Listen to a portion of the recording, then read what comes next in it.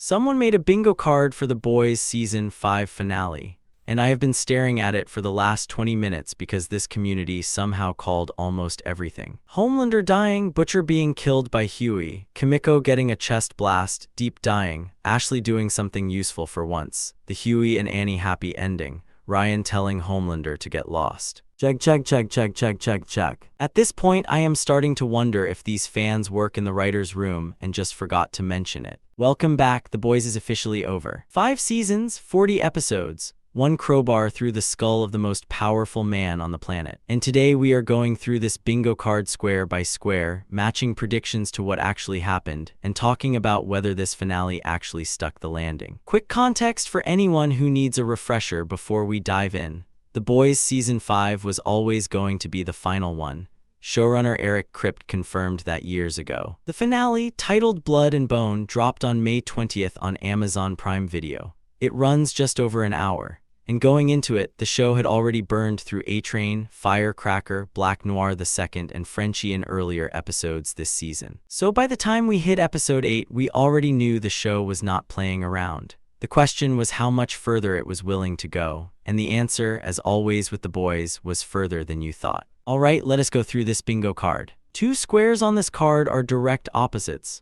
One says the ending sucks. The other asks whether the ending does not suck, phrased as a question, and I think that framing alone is pretty telling about where fan expectations were sitting. Because the ending of a beloved show is always a disaster waiting to happen. Stranger Things caught heat for keeping everyone alive. Game of Thrones is still getting roasted years later. People have been burned so many times that going in with zero trust has basically become the default. So where does Blood and Bone land? Honestly, closer to the good side of the card than most people expected. The finale does not give you a clean, packaged, everything is great outcome. Butcher dies, Frenchie was already gone. The Deep dies, Homelander dies in a way that is brutal and public and almost uncomfortably satisfying.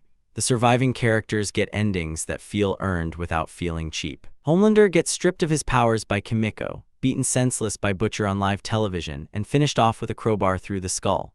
That image, the most powerful superhero in the world begging for his life while a terminally stubborn Yorkshireman dismantles him in front of the entire country, is genuinely one of the most cathartic moments the show has ever produced. Kripke said in interviews that the whole point was to show how pathetic Homelander becomes once you take away the bluster. And it worked. It really worked. So the ending does not suck square gets a check. The ending sucks square does not. There were 2 Homelander squares on this card, and both of them were relevant. Does Homelander survive? The card asks this as a question. The answer is no, he is very dead. Does Homelander get depowered? This one is a check. And the way it happens is worth talking about because it was not a simple punch fight. Kimiko, who spent most of this season grieving Frenchie and evolving in ways the team did not fully understand, unlocks what can only be described as a nuclear-level ability. A chest blast that strips subs of their powers entirely. The show replicated it from Soldier Boy's power, but what Kimiko can do goes further. When she releases it in the Oval Office, it hits Homelander, Butcher, and Ryan all at once. For the first time in 5 seasons, Homelander is just a man. No laser eyes, no flight, no invulnerability. He is standing there in the most powerful building on Earth, and he is suddenly the weakest person in the room. That is when Butcher moves in, and that is when it ends for John. The depowering is the key to the whole finale working emotionally, because a physical brawl between Butcher and a fully powered Homelander would not have meant much. Butcher already had his Compound V boosts stripped earlier this season. But a depowered Homelander versus a completely human Butcher who is absolutely done with all of it, that is a different fight entirely.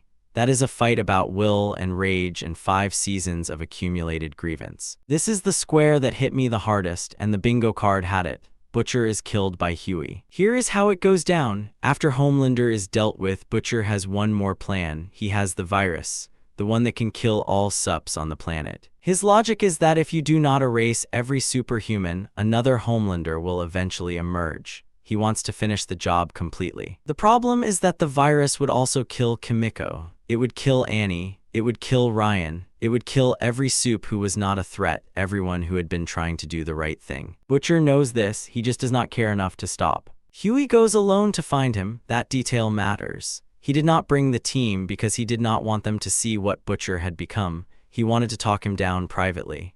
give him a way out that preserved whatever dignity was left. It does not work. Butcher is too far gone. When a fight breaks out and Butcher is about to activate the virus early, he looks at Hughie and for a moment sees his dead younger brother. That hesitation costs him. Hughie fires, and just like that, Billy Butcher is gone. But then comes the moment that actually broke people. As Butcher is dying, he tells Hughie he still has a good heart. That is the last thing he says. Not regret, not anger, just a quiet acknowledgement that Hughie turned out okay, even after everything. The Boys has always been a story about how systems corrupt people. Butcher was the show's thesis statement on that. A man who was right about the problem but became part of it in the process. And Hughie killing him is the show refusing to let that go unaddressed. Kimiko Blast was on the card, big letters, and yes, it happened. But what made the Kimiko arc work in this finale was not just the power reveal, it was the grief underneath it. Frenchie died in episode 7, and Kimiko stopped speaking entirely after that, reverting back to sign language. The blast did not come from nowhere. Sister Sage provoked her deliberately, knowing exactly what she was doing. And Kimiko let it happen. She let herself be provoked because part of her wanted to use it.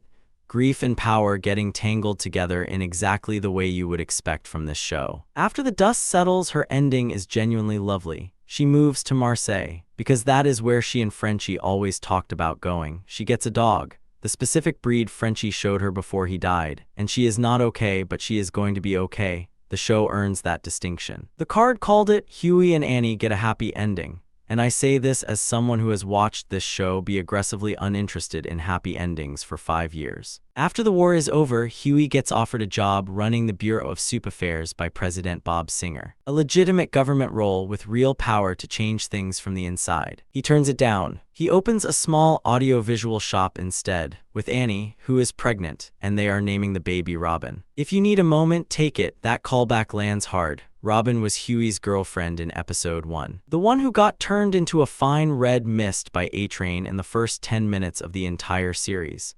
The whole saga started with her death, and it ends with her name being given to new life. That is the kind of circular storytelling that makes you forgive a lot. The show knew what it was doing there. Deep finally dies, the card had it in large text, and yes, he is very dead. The manner of his exit is almost poetic in how fitting it is.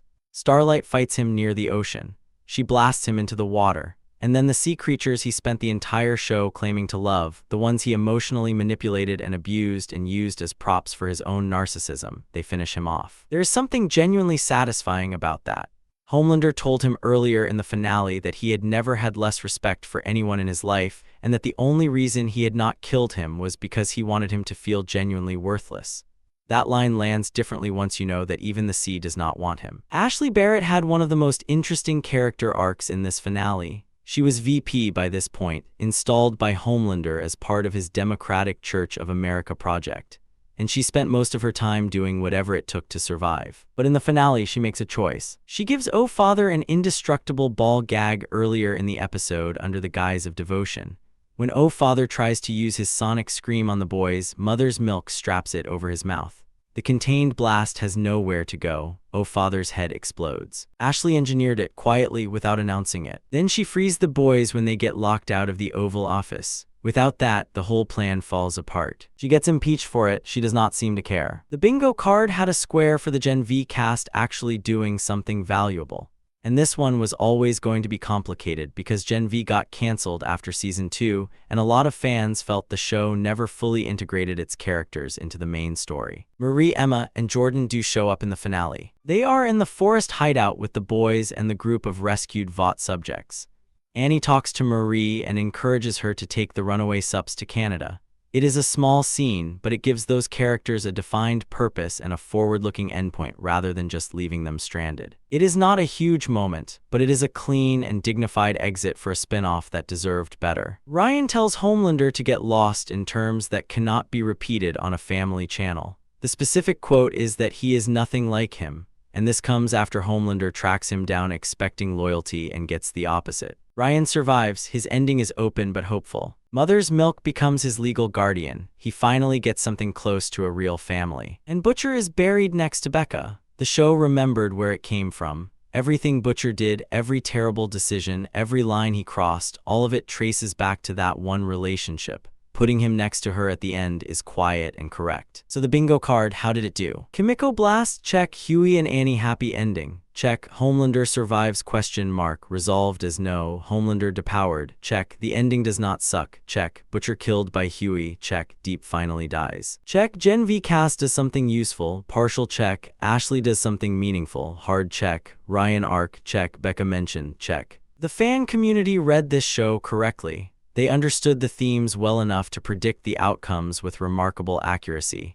And maybe that is the best compliment you can give a finale. That the people who paid attention for 5 years felt like the writers were speaking the same language. The Boys is done, blood and bone delivered, not perfectly, not without things you could argue about, but in a way that respected the show it had been for 5 seasons. Crowbar through the skull on live television. Butcher buried next to Becca, a baby named Robin. That is how you end a show. If you made it this far, you already know what to do. Like, subscribe, and I will see you when VOT Rising drops in 2027, because apparently we are not done yet.